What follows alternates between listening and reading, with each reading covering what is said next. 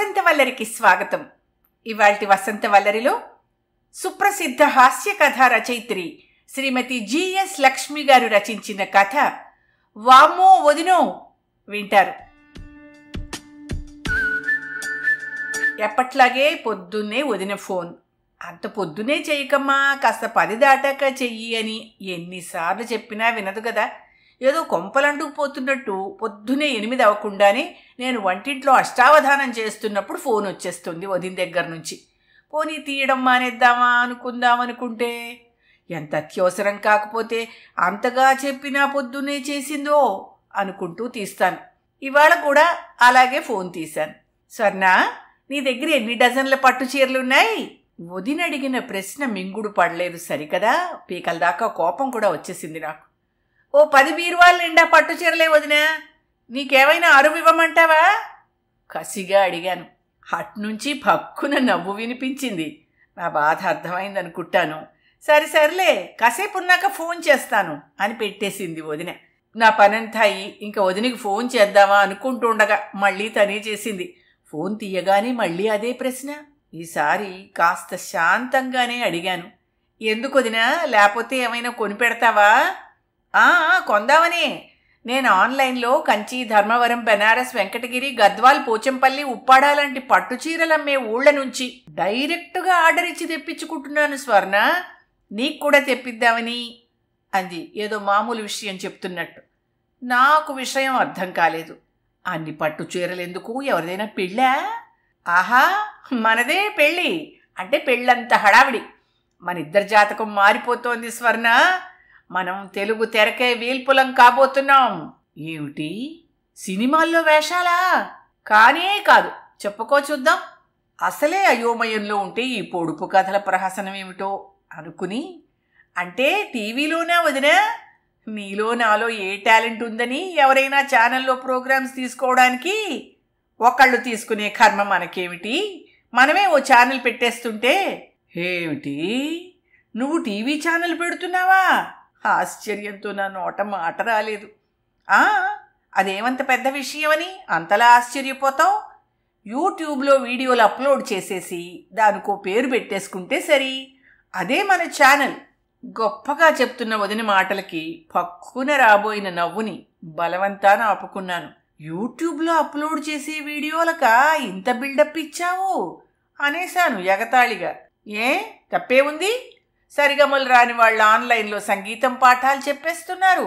జ్యోతిష్యం పుస్తకం ఒకటి పట్టుకుని 10 రోజుల్లో చదివేసి స్క్రీన్ మీద జాతకాలు చెప్పేస్తున్నారు. న్యూమరాలజీ స్పెల్లింగ్ నేర్చేసుకుని దాని గురించి మాట్లాడేస్తున్నారు. వాళ్ళకన్నా మనం ఏం తీసిపోయాం? ఆ మాత్రం జాతకాలు చెప్పలేమా? అసలు మనం పుట్టింది పండితులు పుట్టిన వంశాల్లోనాయి. ఇంగువ కట్టిన గుడ్డ వాసన ఎక్కడికి పోతుంది? ఒక్కసారి ఆ పుస్తకాలు తిరగేశామంటే మన వెనకాల జనం బ్రహ్మరథం పడతారు. బావుందమ్మా, మా తాతలు నేతులు తాగారు, మా మూతులు వాసన చూడండి అందామా అన్నాను వెటకారంగా. నీకు అసలు విషయం అర్థం అవడం లేదు స్వర్ణ. ప్రతి ఎపిసోడ్కి ఓ కొత్త పట్టు చీర, ఇమిటేషన్ నగలు పెట్టేసుకుని వీడియోల మీద వీడియోలు తీయించుకుంటుంటే ఎంత బాగుంటుందని తన్మయత్వంతో అంది వదిన. నాకు వదిన మీద జాలేసింది. పాపం, తనని తను ప్రపంచానికి చూపించుకుందుకు ఎన్ని పాటలు పడుతోందో అనిపించి వదినకి కాస్త సాయం చెయ్యాలనిపించింది. అది సరేననుకో, ఇంతకీ దానికోసం నేనేం చెయ్యాలి వదినా? ఏం లేదు, నువ్వు యాంకరింగ్ చేస్తూ ప్రేక్షకులు పంపిన ప్రశ్నలు అడుగుతూ ఉండాలి, నేను జవాబులు ఇస్తూ ఉంటాను అంతే అంటూ సింపుల్గా తేల్చేసింది వదిన. మనల్ని ప్రశ్నలు అడిగే ప్రేక్షకులెవరు అన్నది మళ్ళీ నా సందేహం. మనమే కొన్ని ప్రశ్నలు తయారు చేసుకుంటాం. దానిని ఆ ఊరు నుంచి వాళ్ళు అడిగారు, ఈ ఊరు నుంచి వీళ్ళు అడిగారు అని నువ్వు అడుగుతూ ఉంటావన్నమాట. అమ్మ వదినా, ఎంతైనా తెలివైందే అనుకుంటూ, అది సరే గాని వదినా, మనం దేని గురించి మాట్లాడతాం? ఆధ్యాత్మికవా, పర్సనాలిటీ డెవలప్మెంట్ గురించా, మానసిక వైద్య సలహాలా, న్యాయ సలహాలా? దేని గురించైనా అడగచ్చు స్వర్ణ, నేనన్నీ చెప్పేస్తాను అంది వదిన కాన్ఫిడెంట్గా. నేను వదినని వదలదలుచుకోలేదు. సరే, ఇప్పుడు నాకు కష్టం వచ్చి ఏ పరిహారం చేస్తే నా కష్టం తీరుతుందమ్మా అని నిన్ను అడిగాననుకో, నువ్వేం చెప్తావు? అలా కాదు, నువ్వు యాంకర్గా అడగాలి. నేను ప్రొఫెషనల్గా జవాబు చెప్తాను అంది. నేనా వదిన దగ్గర తగ్గేది? గొంతు సవరించుకున్నాను. అమ్మా, నాకు ఈ మధ్య చాలా ఇబ్బందులు వస్తున్నాయమ్మా. ఏ పని అనుకున్నట్టు అవటం లేదు. ఈ చిక్కులు తొలిగే మార్గం ఏదైనా ఉందా అమ్మా? వెంటనే వదిన గొంతు సవరించుకుంది. గొంతులోకి ఎక్కలేని గాంభీర్యము తెచ్చిపెట్టుకుంది. మీరు మంచి ప్రశ్న వేశారు. ఇదే ప్రశ్న ఇదివరకు ఎవరినైనా అడిగితే, కష్టాలనేవి మనుషులకు కాకపోతే మానులకొస్తాయా? తట్టుకోవాలి. ఎప్పుడూ చీకటే ఉండదు కదా, తెల్లవారుతుంది. అలాగే నీ కష్టమూ తీరుతుంది అనేవారు. కానీ ఈ రోజుల్లో అలా అనుకోకుండా దానిని తొలగించుకోవడానికి పరిహారం చేసుకోవడం మీలాంటి ధీరోదాత్తుల పని. మీరు సరైన చోటుకే సలహా అడగడానికి వచ్చారు. నేను చెప్పింది చెప్పినట్టు చెయ్యండి, మీ కష్టాలు దూదిపింజల్లా తేలిపోతాయి. ఏం చెయ్యాలమ్మా చెప్పండి, తూచా తప్పకుండా పాటిస్తాను. మీరు శుక్రవారం సరిగ్గా 12 గంటలకి మిడసరి లగ్గం వేళ బజారుకు వెళ్ళి ఒక స్టీలు తాళం కప్ప కొనాలి. ఏ సైజుదమ్మా? ఏ సైజుదైనా పర్వాలేదు, కానీ కాస్త పెద్దగానే ఉండాలి. ఎంత పెద్దగా ఉంటే మీ సమస్యలు అంత తొందరగా తీరిపోతాయి. ఆ తాళం కప్పని మీరు పడుకునే మంచానికి నైరుతి దిశగా పెట్టాలి. ఇంకో మాట బాగా గుర్తుపెట్టుకోండి, రాత్రి చీకటి పడకుండానే పలహారం చేసేయాలి. మరోసారి చెప్తున్నాను, గుర్తుపెట్టుకోండి, పలహారం మాత్రమే చెయ్యాలి. అన్నం తినకూడదు. ఇంకా రాత్రంతా గంటకొకసారి దానిమీద ఒక్కొక్క ఎర్ర పువ్వు వెయ్యాలి. శనివారం తెల్లారగట్లే లేచి తలారా స్నానం చేసి ఎర్ర చీర కట్టుకుని ఎర్రని పూలు తల్లో పెట్టుకుని ఆ తాళం కప్పని తీసుకుని ఆంజనేయ స్వామి గుడికి వెళ్ళాలి. ఆంజనేయ స్వామి గుడికే వెళ్ళాలా అండి? రాముని గుడికి వెళ్ళకూడదా అండి? ఆంజనేయ స్వామే కదా రాముని సమస్య తీర్చినది. అందుకే రాముని కన్నా ఆంజనేయ స్వామే గొప్పవాడు.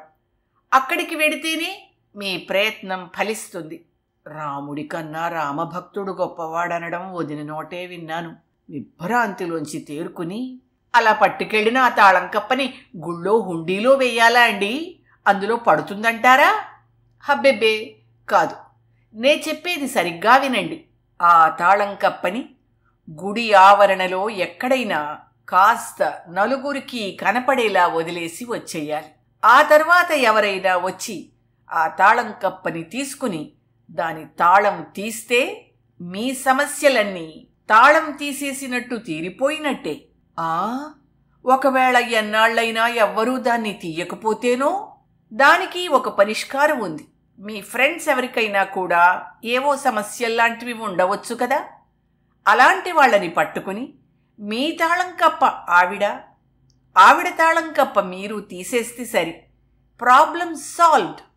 చాలా ఈజీగా చెప్పేసింది వదిన. నా వీపు నువ్వు గోకు, నీ వీపునే గోకుతాను అన్నట్టుంది అనబోయి బలవంతంగా ఆపుకున్నాను. కానీ వదినని ఏమీ అనలేక మరో ప్రశ్న సంధించాను. ఈ మధ్యకాలంలో విడాకుల కేసులు ఎక్కువ అవుతున్నాయి కదమ్మా.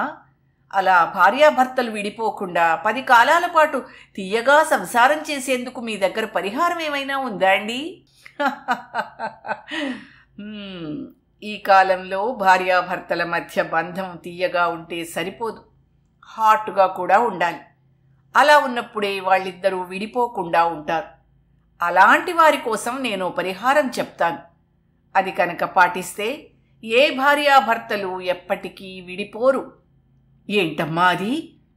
భార్యాభర్తలిద్దరి పెళ్లి ఫోటో ఆల్బంని పట్టుకెళ్ళి ఆవకాయ జాడీలో కుక్కేసి దానికి గట్టిగా మూత పెట్టేసి వాసన కట్టేసి అటక మీద పెట్టేయమనండి. ఇంకా వాళ్ళిద్దరి మధ్య అంతా హాటే హాట్. అది విన్న నాకు మండిపోయింది. ఆవకాయ జాడీలో పెళ్లి ఫోటోల ఆల్బం కుక్కేసి అటకెక్కించేస్తే ఇంకా వాళ్ళు విడిపోరా? ఎదుటి వాళ్ళంత వెర్రి వాళ్ళు అనుకుంటోందా ఈ వదిన? ఈ వదినని వదిలించుకోవడం ఎలా అనుకుంటూ ఆ మాట కూడా వదిననే అడిగేద్దాం అనుకున్నాను. అమ్మా, నాకు నా ఫ్రెండ్ ఒకరి మీద విపరీతమైన కోపం. వాళ్ళని వదిలించుకునే పరిహారం ఏదైనా ఉందా అమ్మా? లేకే, బ్రహ్మాండమైన పరిహారం ఉంది. జాగ్రత్తగా విని సరిగ్గా అలాగే ఆచరించండి. మీకెవరి మీదైతే కోపం ఉందో వాళ్ళు మళ్ళీ జన్మలో మీ దగ్గరికి రారు. నేను ఫోను చెవికి అంటించేశానంతే. మీ ఫ్రెండ్ ఫోటో ఒకటి తీసుకోండి, దాంతోపాటు ఒక 3 అంగుళాల దురదగుండాకు కొమ్మ తెచ్చుకోండి. ఆ మాటకి హడిలిపోయాను నేను. ఆ రెండింటినీ ఒక ఇనప డబ్బాలో పెట్టండి. ఇనప డబ్బానా? ఈ రోజుల్లో ఎవరిళ్లలో చూసినా స్టీలు, పింగాణి, గాజు, ప్లాస్టిక్ డబ్బాలే ఉంటున్నాయి. ఇనప డబ్బాలెక్కడుంటాయి? ఇంట్లో లేనిచో బజార్లో కొని తెచ్చుకోండి. ఎందుకంటే ఇనుములో శని ఉంటాడు. శనిలా బాధ పెడుతున్న మీ ఫ్రెండుని వదిలించుకోవడానికి ఇనప డబ్బాలోనే ఆ దురదగుండాకును పెట్టి దానితో పాటు మీ ఫ్రెండ్ ఫోటోను కూడా పెట్టాలి. నేను వెంటనే బజార్ వెళ్ళి 10 ఇనప డబ్బాలు కొని తెచ్చేసుకుందుకు మనసులో రెడీ అయిపోతున్నాను. ఏమో, ఈ పరిహారం మిగిలిన వాళ్ళు ఎవరైనా వింటే బజార్లో ఇనప డబ్బాల కొరత వచ్చేస్తుంది. మరి వదిన ఆపకుండా చెప్పుకుపోతోంది. అలా దురదగుండాకు, మీ ఫ్రెండ్ ఫోటో పెట్టిన ఇనప డబ్బాని మీ ఇంట్లో ఆగ్నేయమూల పెట్టండి. ఆగ్నేయమూల? అవును, ఆగ్నేయమూల అగ్నిస్థానం. ఆ డబ్బా అక్కడ పెట్టిన 2వ రోజు నుంచే మీ ఫ్రెండ్ మీ నుండి దూరంగా జరగడం మొదలెడతారు. నిజంగానా? నిస్సందేహంగా. ఎందుకంటే ఆ డబ్బాలో పెట్టిన దురదగుండాకు ఫోటో మీద దాని ప్రభావం చూపించడం మొదలు పెడుతుంది. అప్పటి నుండి మీ ఫ్రెండ్కి ఒళ్ళంతా దురదలు మొదలవుతాయి. అలా గోక్కుంటూ గొక్కున కొద్దీ దురదలు ఎక్కువ అవుతుంటే మీ నుంచి దూరం జరగడం మొదలెడతాడు. చాలా తొందరగా మీకు ఆ ఫ్రెండ్ నుంచి విముక్తి లభిస్తుంది. అమ్మా, చాలా ఉపయోగకరమైన పరిహారాలు చెప్పారు. మీ మేలు మరువలేను. మళ్ళీ ఏదైనా సమస్య వస్తే తప్పకుండా మిమ్మల్ని సంప్రదిస్తాను. చాలా సంతోషం. ఎలాంటి సమస్యకైనా నా దగ్గర ఇటువంటి పరిష్కారాలు చాలా ఉన్నాయి. మీకు సాయపడ్డమే నా జీవిత ధ్యేయం. లోపల నుంచి ఉబికి వస్తున్న చిరాకు, విసుగు, కోపం, వెలపరం, ఇంకా ఏవేవో తెలియని భావాలని బలవంతంగా అణుచుకుంటూ ఉంటానమ్మా, నమస్కారం అంటూ ఫోన్ పెట్టేశాను నేను. ఫోను పెట్టినప్పటి నుంచి నాకొక్కటే ఆలోచన. ఈ వదినని వదిలించుకోవడానికి వదిన ఫోటో ఎలాగోలా సంపాదించగలను. కానీ ఈ దురదగుండాకు ఇనపడబ్బా ఎక్కడి నుంచి తేను? ఒక్కసారి ఒళ్ళు జలధరించినట్టయింది. చీచి, ఏం ఆలోచిస్తున్నాను నేను? నిజంగా అదంతా జరిగిపోతుందనే అనుకుంటున్నానా? ఈ మాటల మత్తులో నేను పడిపోయానా? వదినలాగా ఇలా తెలిసి తెలియని పరిహారాలు చెప్పేవాళ్ళు ఈ రోజుల్లో ఎంతమందో పుట్టుకొస్తున్నారు. సమస్యల్లో చిక్కుకుపోయి కాస్త బలహీనంగా మనసున్న వాళ్ల బుర్రల్ని విషతుల్యం చేసేస్తున్నారు. ధైర్యం చెప్పడం మానేసి వాళ్ళని మరింత బలహీనుల్ని చేసేసి మాటల్లో మభ్యపెడుతున్నారు. ఇలాంటి వాళ్ళకి ఎంత దూరంగా ఉంటే అంత మంచిది. వామ్మో వదినో, ఈ దురదగుండాకు పరిహారం నా బుర్రలోంచి తీసేయి తల్లి అని అనుకోకుండా ఉండలేకపోయాను నేను.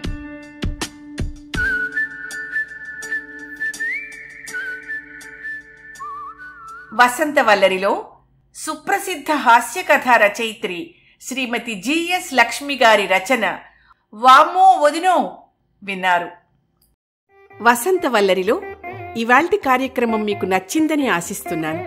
అందుకే లైక్ చేసి మీ మిత్రులకు, బంధువులకు లింక్ను షేర్ చేసి మీ అమూల్యమైన అభిప్రాయాన్ని నాకు కామెంట్ బాక్స్లో తెలియచేయమని, వసంతవల్లరికి సబ్స్క్రైబ్ చేయమని విన్నవించుకుంటూ మీ వసంతలక్ష్మి అయ్యగారికి సెలవు. మరి థ్యాంక్ యూ.